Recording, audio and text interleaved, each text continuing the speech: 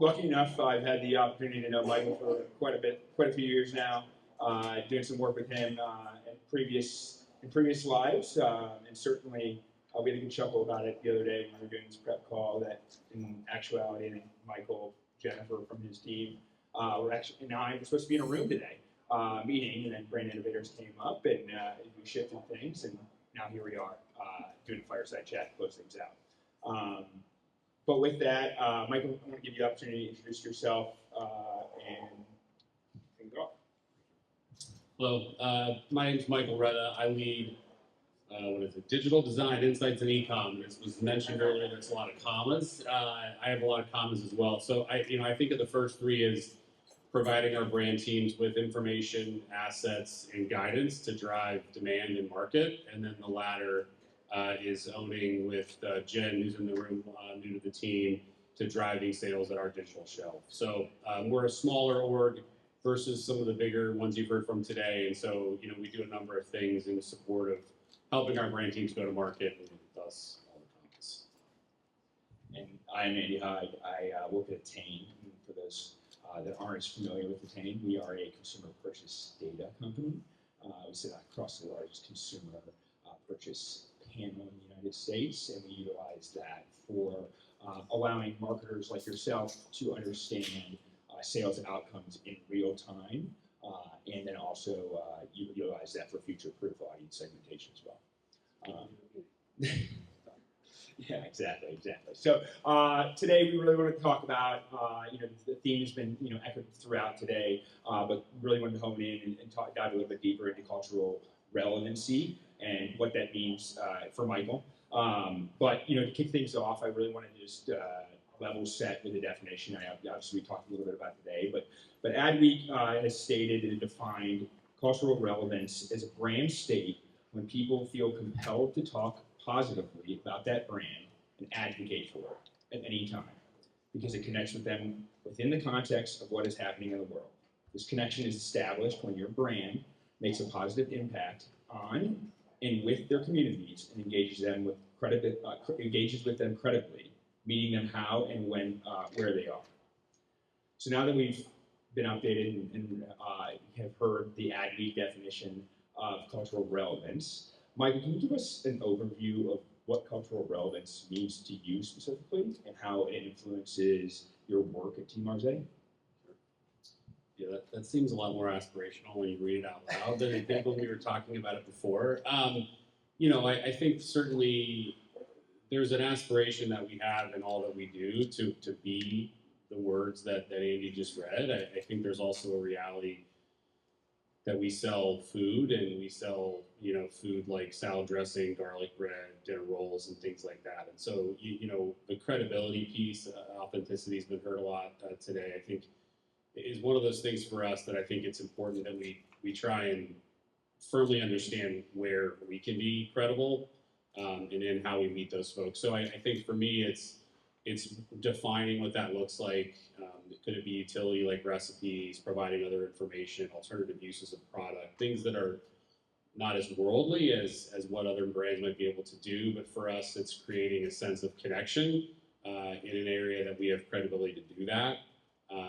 And so I think that's a big thing for us as we go forward. I think meeting them where they are and where they're already being is a big new thing. Not newer, but it's a newer aspect of, for us as well, is really understanding us as brands. What do we stand for?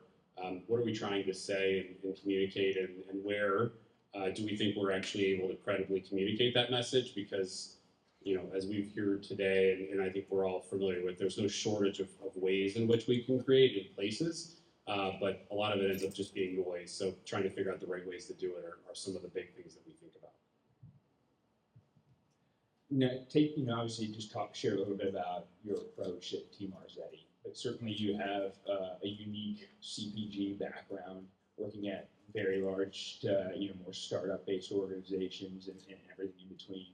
Can you talk a little bit more about your personal experiences from the past and how those have helped shape how you approach cultural relevancy now? Sure. That's a nice way of saying I've had too many jobs. So I started my career at Conagra Foods, working on some bigger brands, spent some time I think Wendy's missing at this point, but we crossed paths at Hyde.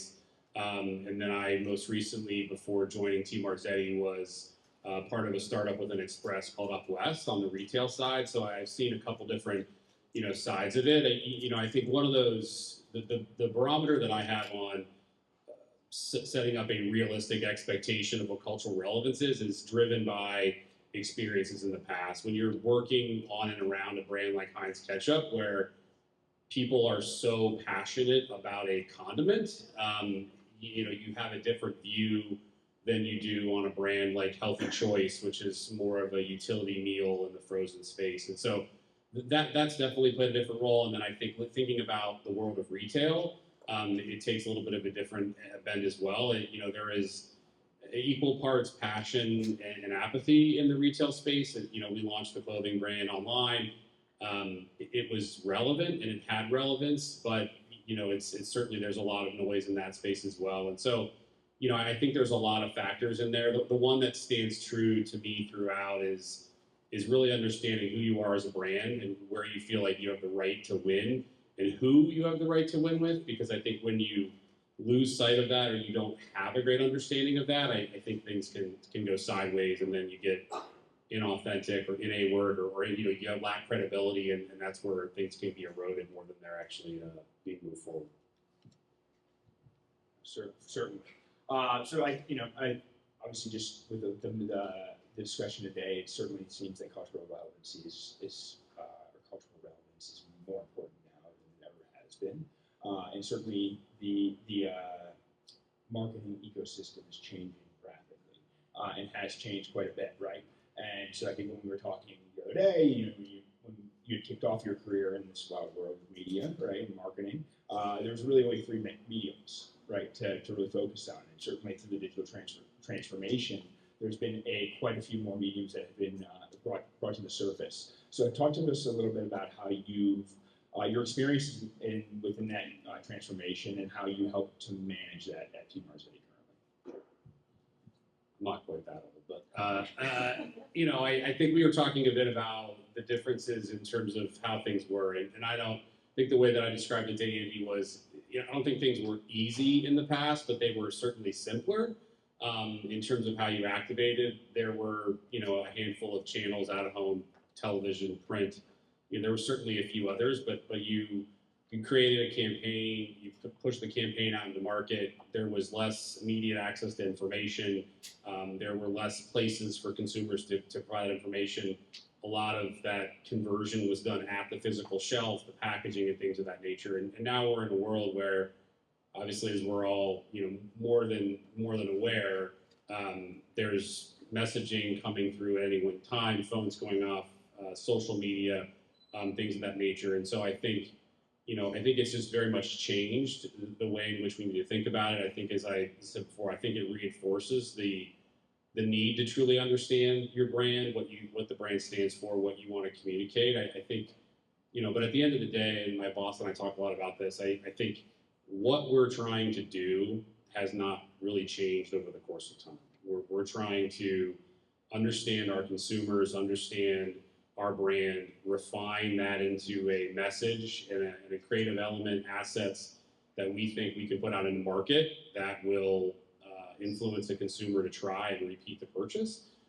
We're just doing that in a very different way than we ever have, and I think that means that relevance and cultural relevance is something that we have to consider and think about. And in some ways, that's like I said, as simple as recipes, utility, attachments to a mixture, things of that nature that are relevant to the consumer. On a broader scale, for bigger brands, right? We talked about Dove and what they've stood up for over the years, Procter and Gamble, their Like a Girl type campaigns. So bigger organizations with more money, but also relevance, can then take broader, bigger stands that I think we'd love to be able to take at T.Marzetti, but I think there's also that understanding of where we stay within that and the relevancy of our products. Yeah, that's very interesting. Certainly, I think we also talked about being prepared, right, and preparation around cultural relevancy, and certainly there is some elements, and I'd love to get your further thoughts on this about how prepared you can be, right? There's ways to be more prepared, and there's certainly being prepared for viral moments, right? And so a lot of this can stem from some of those viral moments or components, right? So talk to us a little bit about your work at T.Marzetti and in past lives and how the team is starting to prepare for that. Yeah, I think there's preparation for good and bad because we talk a lot about cultural relevance today, and the reality is that you can do things that make people unhappy, and they also have the megaphone of sorts to communicate that displeasure. So we have two things that come to mind for me with T.Marzetti. About probably a year and a half, 2 years ago, we had on our Sister Schubert's brand, which is a more regional dinner roll brand, really for those in the Southeast, as well as some others that probably know it. It's a staple at the holiday. Patricia Schubert is a real person who built this business, and then we've grown it from there. There was a small, largely irrelevant product SKU that we had. It was a sausage roll. It was kind of like pigs in a blanket. It didn't sell very well. It wasn't very profitable, and so the senior brand manager on the business was going through doing his thing, heads down. Looked at some of the numbers and thought, okay, we're going to get rid of it. And so we did that, and all of a sudden people became very upset. And so we were culturally relevant in that moment. It just was in the bad way, but we had to be prepared in terms of how to handle that and defend decisions and work through that. And it was pretty eye-opening for us as an organization at how quickly something could go sideways, regardless of how much sense it made for us internally. There was a change.org petition to bring it back. There were C-list celebrities getting involved. It was kind of a weird situation. Clearly no one was buying the product before. It's like the scenario of my children. We have a thing in the toy in the basement. I put it on the other side of the basement for 6 months. It comes out in the trash and it's at the corner, and then all of a sudden they need to keep it, and it's like the most important thing in the world. And that was kind of how this happened. But it raised us to say we weren't ready to handle it, and we also didn't look at other factors besides the black and white business aspect. It was a low margin product, it didn't have a lot of distribution, and it didn't sell well. And I don't know that we would have made the different decision, but it really eye-opened to say we're probably not looking at all the factors possible. So fast forward to about a year and change ago, and we have licensed businesses with a number of brands, including Buffalo Wild Wings that we sell at retail. And one of the products, I think it's Parm garlic, is starting to sell really aggressively. And somebody's like, it's because of a TikTok video. And I, being more the digital guy, I was like, there's no way, that's total BS. And it just kept going. And an influencer, a guy named Luke, who is now a retired 7th grade science teacher and a full-time influencer. He goes by the name of Cooking in the Midwest. He had put a recipe up for a crock pot that included using the full bottle of Parm garlic. And so we were at that point ready to lean in and to throw fuel on the fire. And we did some things with Luke at that moment when we started to see the fact that we couldn't justify the growth of Parm garlic in any other way. And now we've leaned in, we have a partnership with him ongoing. Certainly we're not seeing the kind of lifts that we did with that kind of organic viral moment. But having an ability to understand what's going on in different ways has positioned us in that situation to actually take advantage of a situation in a way that we wouldn't have if we didn't have the issues that we did with Sister Schubert's. Yeah, preparation is certainly key. Ensuring that you're allowed to capture that lightning in a bottle. So clear to get that. And certainly you oversee digital design, insights, and eComm, and that's a segment of the larger organization. How do you work across the org to ensure that you're communicating a similar theme around cultural relevance across the entirety of T.Marzetti? Yeah. Well, the good news is we're not terribly big, so it doesn't take too much to communicate across the org. But I think it's working with our brand teams, our partners, to really I think go back to that critical aspect of who are we as a brand, what are we trying to do, where do we think we have the right to win, and we don't talk as much about cultural relevance internally as we think about things, but certainly we talk about relevance and credibility. And so, versus some of the brands you've heard from today, T.Marzetti is the branded house, so to speak. Marzetti Dips and Dressings is a brand within that. New York Bakery Garlic Bread and Croutons is a brand within that. Sister Schubert's is a brand within that. And then we have a licensed portfolio, which is a little bit of a different nuance because we work with brands that exist in different ways. And so, for Sister Schubert's, that's a different prospect than New York Bakery. Sister Schubert's is really about leaning into that holiday occasion, ensuring that we're really attaching ourselves to that emotion that folks have. Because while we want to grow that brand beyond just the holiday occasion, if we lose that holiday occasion, then we've got some challenges and issues. With New York Bakery, it's a brand that has category leadership in a smaller category, but it also has a lack of equity. I joke that if you started a brand today, you would not take a generic word like bakery in the largest city in the country together, because it makes things kind of challenging in terms of how we communicate. But people understand the yellow box, Texas toast, and really for that brand, it's about driving relevance at a core occasion, which is an Italian meal. There are a lot of Italian meal occasions, pasta occasions for families with kids, especially, but just generally. And very few of those in the grand scheme have bread or toast. And so it's about that, relevance. And with Marzetti, it's a bit of a journey. We've got dressings, we've got dips. Salad dressings overall is a very large category. We play in the refrigerated space. And so finding ways that we can both communicate the benefits of refrigerated, driving traffic within the physical store of those areas, as well as helping consumers understand how much more they can do with the dressing, is ways in which we think about driving relevance across the board.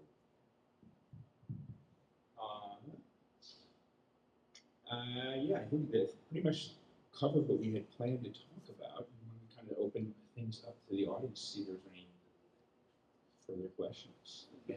Last minute questions. Damn them all in now.